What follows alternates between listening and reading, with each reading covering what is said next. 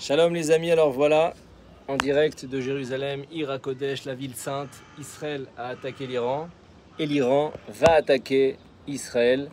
La victoire d'Israël, comme d'habitude depuis 3000 ans, sur le régime iranien va être spectaculaire avec l'aide de Dieu.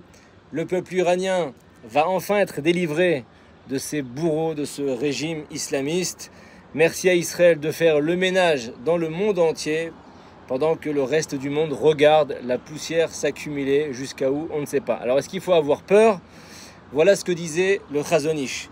À une époque où de nombreux Israéliens profanaient le Shabbat, malheureusement, il a dit « Moi, je ne crains pas les bombes.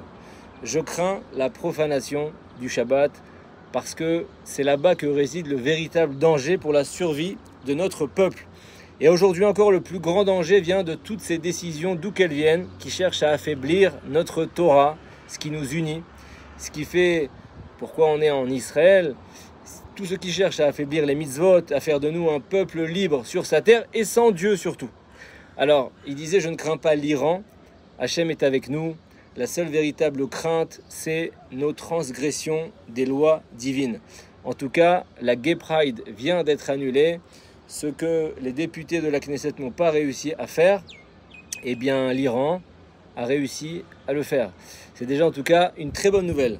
Deuxièmement, est-ce qu'on est voué à avoir des ennemis tout au long de notre histoire? C'est ce que tout le monde se pose comme question.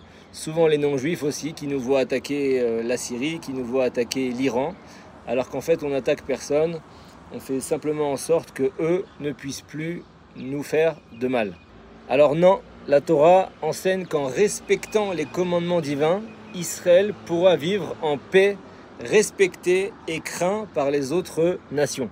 Alors, les ennemis apparaissent surtout le long de notre histoire quand le peuple d'Israël, le peuple d'Hachem, le peuple de Dieu, s'éloigne de sa voie. Même Esav et Amalek n'ont eu de prise sur nous que lorsque on s'est affaibli spirituellement.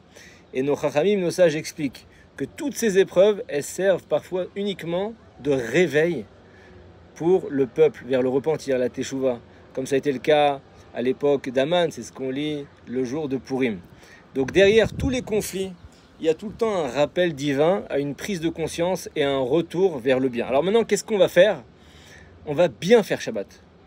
Shabbat, c'est un trésor que Dieu a offert à son peuple, qui contient toutes les brachot possibles, parce qu'une fois par semaine, on se retire complètement de la course à l'argent, du stress, des écrans, des soucis.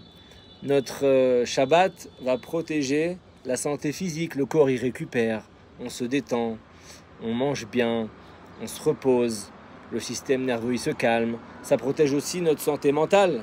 On n'a pas le droit le Shabbat par exemple de parler des problèmes de la semaine, des affaires, des soucis, des plantades, des galères. Shabbat il permet aussi de réunir la famille autour de la table sans le téléphone. C'est la seule religion, c'est le seul système au monde qui permet, qui oblige et qui permet à n'importe qui de se connecter l'un à l'autre, étant donné que le téléphone aujourd'hui est ce qui détache les gens les uns des autres. Il n'y a pas de distraction, on renforce les liens familiaux que le monde moderne détruit actuellement. Et en plus, on devient tous un roi le Shabbat. Regardez, on met des beaux habits, en tout cas moi je les trouve beaux, on fait des repas festifs. Et surtout, ce jour-là, il est entièrement fait pour renforcer notre lien avec Dieu par l'étude de la Torah, parce qu'on a le temps, on n'a plus d'excuses.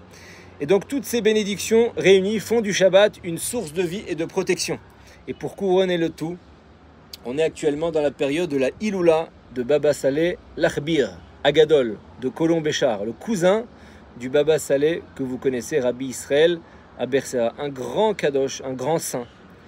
Alors, avant d'allumer les bougies de Shabbat, ou après Shabbat, allumez une bougie en l'honneur, vous dites comme ça, en l'honneur de Baba Saleh de Colomb Béchar. Ce tzaddik, il a de très nombreuses fois protégé sa ville, sa région, contre toutes sortes de dangers. Je ne vais pas vous raconter ça maintenant. Et par son mérite, si Dieu veut, il va protéger aussi tout le Ham Israël. Et comme j'ai lu dernièrement sur LinkedIn, une personne disait que ce n'est pas Hachem qui est en rapport avec la protection des civils israéliens. Alors il faut savoir que c'est ce genre de réflexion qui a conduit au 7 octobre, nous, l'armée la plus forte, le service de renseignement le plus fort, on s'est fait déborder ce jour-là de tous les côtés, parce que peut-être qu'on fait trop confiance à nos forces. Il faut absolument donner de la force à Dieu. C'est en donnant nous de la force à Dieu en bas qu'on va pouvoir combattre nos ennemis, nous protéger. Donc plus on croit en nous, moins Dieu peut nous protéger, et plus on croit en lui, plus lui nous donnera les moyens, la hatzlacha, la réussite de nous protéger. On se souhaite à tous une très bonne santé, une très bonne protection. On respecte les consignes de sécurité, on étudie la Torah, on fait un beau Shabbat, et Bezrat Hashem, Hashem va nous sauver une nouvelle fois comme depuis 3000 ans.